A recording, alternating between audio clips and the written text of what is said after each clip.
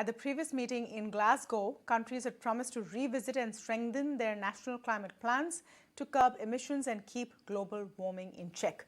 But 1 year later, assessments suggest countries have not done enough. India is setting its agenda ahead of the conference. It wants developed countries to commit to climate financing for developing countries. The West is widely believed to be responsible for global warming since the beginning of the Industrial Revolution, so it's naturally expected to provide financing and technology to developing countries to sustain economic goals in their countries. This is especially crucial at a time when energy prices due to the Russia-Ukraine war have hampered smaller economies from fulfilling their commitment to transition to clean energy. Climate change is a serious issue. It's changing wind and rain patterns, threatening food security, and will likely cause unimaginable catastrophes. You know, interestingly, this whole session and this meeting is happening at a time when back home in Delhi, we're facing firsthand what happens when crop patterns change, what happens when certain kinds of agricultural practices start impacting the air you breathe. So with that problem back home, what really do we hope to achieve at Sharm el-Sheikh? That's what we're talking about this evening. Shelley Kedia of Terry with me on the show, Kamal Simbal, former diplomat, with me on the show. Welcome to both of you, and thank you so much for speaking with us. Ambassador Simbal, let me begin, with your take. This has been India's consistent stance over the last many years at all international fora when it comes to climate change, that we are still a developing nation. We need to lift millions of people out of poverty, give them jobs, manufacturing, etc. You can't impose the same rules on us, or you have to finance it. But it hasn't moved anywhere, has it? Do you expect anything to change this time? It has been made for a long time.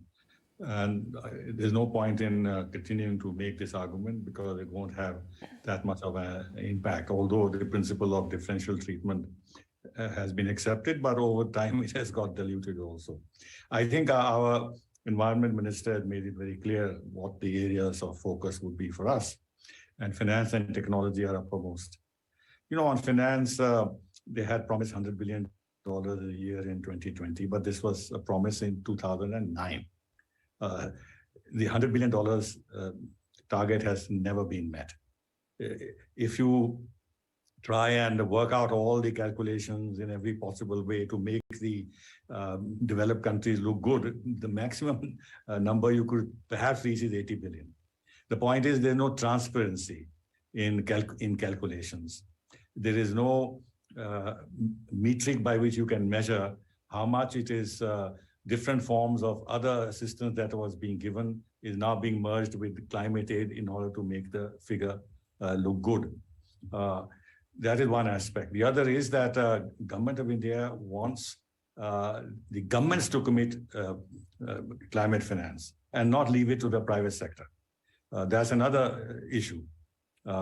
They want much more transparency, and they want, like in the case of national determined contributions and all that, there's the review process, and each time the countries are asked to make their commitments and stuff. But on the financing side, there's no such mechanism by which you can ask for explanations and ask for how the commitments have been made, have they been fulfilled, etc., etc. So therefore, we are going to insist on that. Not that we will get our way, but I think this is something we will insist on that. Then there is the whole business about loss and damage, which has not been covered in previous conferences adequately enough. It's a very ticklish issue, and the developed countries will resist. But I want to make another point, which is that this energy transition has caused a lot of problems, as you can see. Germany, for example, is a classical case of energy transition being made for green reasons, and now they are in a mess because the green energy cannot substitute for other forms of energy. Therefore, you have to spread it over a longer period of time. But the developed countries, they're very ideological motivated. The public is very excited and committed and all that. So India has to be very careful. While we must go in for energy transition, but it has to be a process which should be very well calculated so that we don't start facing the problems that other countries, now developed countries, have faced. I want to just point out an interesting development which took place yesterday, and Ambassador Sibal rightly talks about the energy transition crisis. Essentially, with the Ukraine-Russia war going on for nearly a year now, energy costs have grown up. Countries are facing problems. We import most of our energy, and we're highly dependent on coal.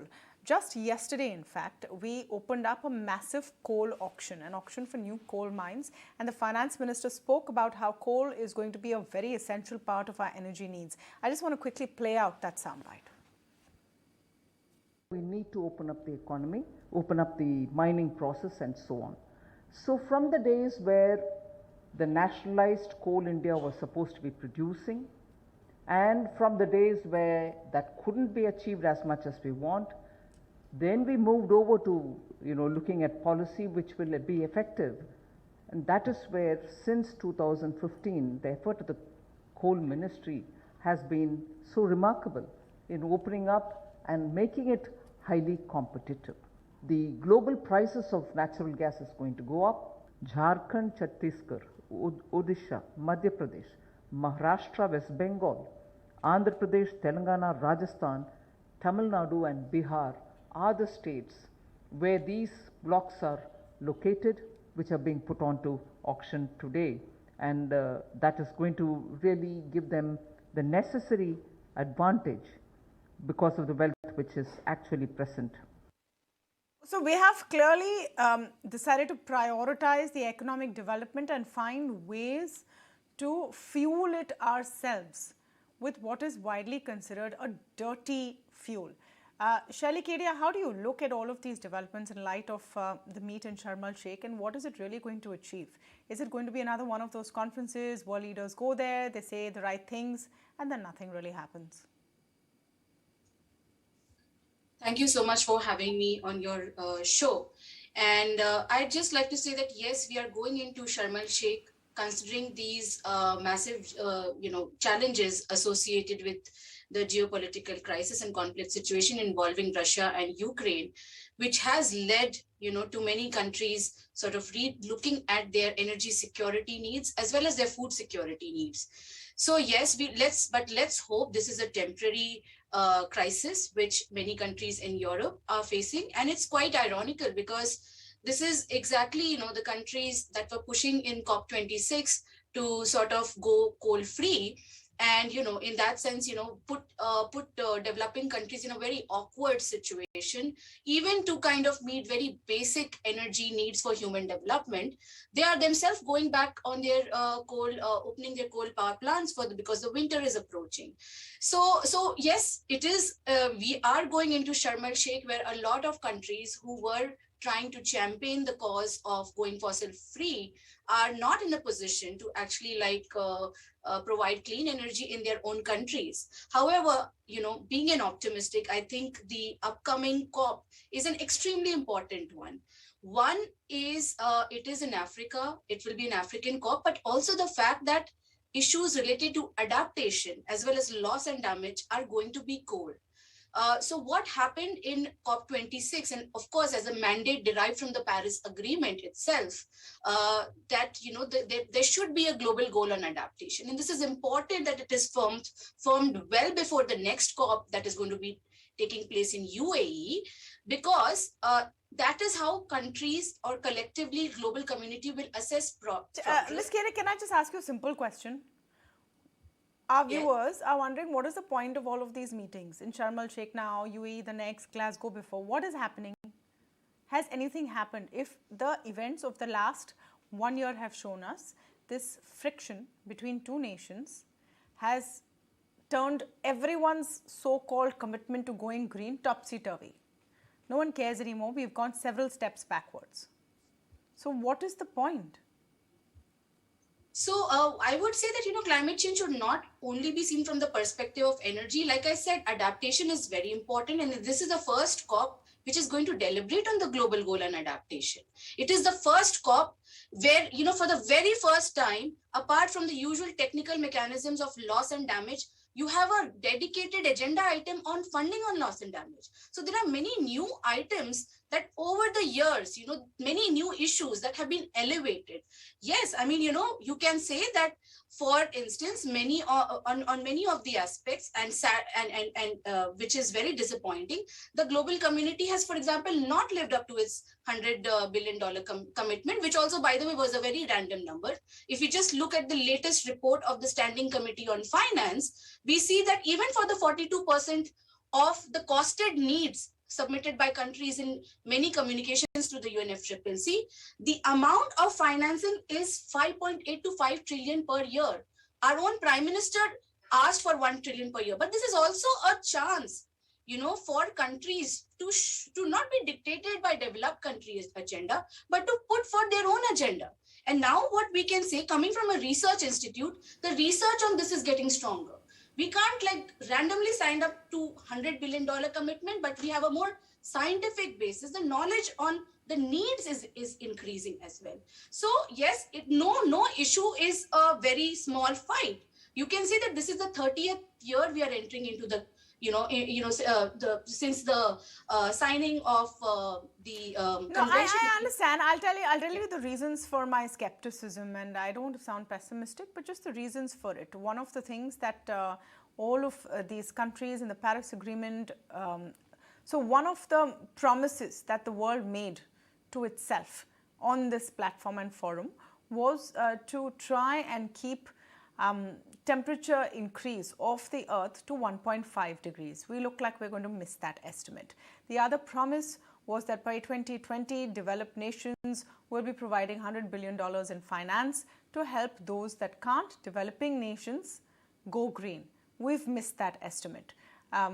In practical terms, we've walked backwards, and by we, I mean the world has walked backwards on going green. So, which is why I come back to the question of what's really going to happen. Ambassador Sibal, India's own efforts, and if you can talk about that a bit, apart from, our positioning on a global forum, which has other things behind it or other reasons behind it, but our own efforts towards reducing the impact of greenhouse gases, reducing the impact of emissions, because we stand to lose also very badly. Our people stand to lose very badly if climate change accelerates at the rate that we're seeing. Do you think those efforts have been adequate? Well, we are the only country which has met its 2030 commitments. No other developed countries have not met them. No other country has met them. Even China has not met those commitments.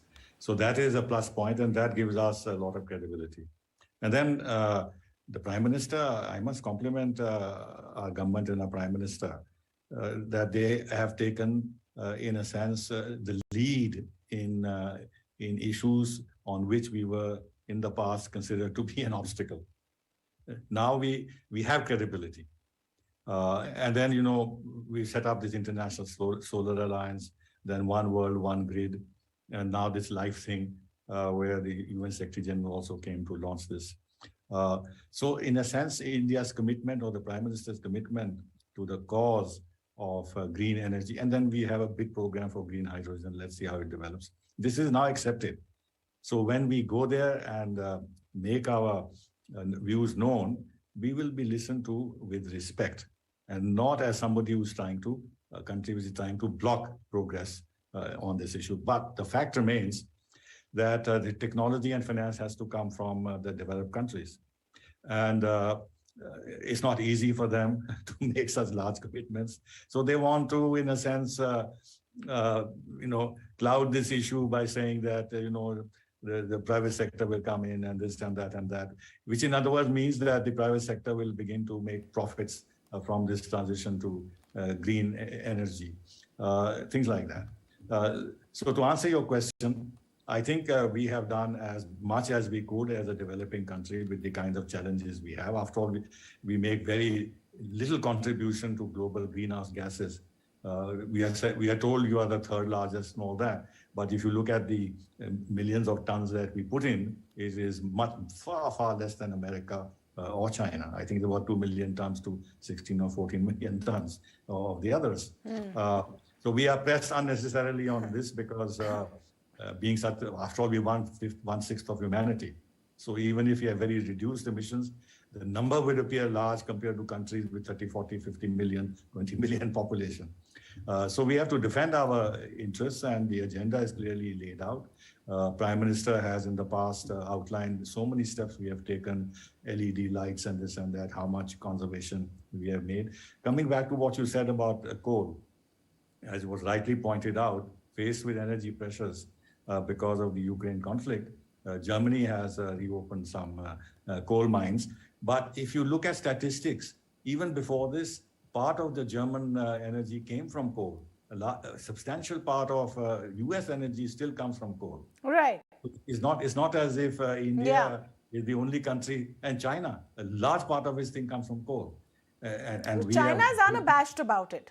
China's always been unabashed about it. They've put development one last first. point I want to make in this regard, which is that because of the breakdown of communications between US and China on climate change, the Chinese refuse to discuss this issue with them. I think in the Cop27, this will become a bit of an issue because in one of the previous COPs, when Obama was president, it's him and the Chinese which agreed on something and then deblocked the conference.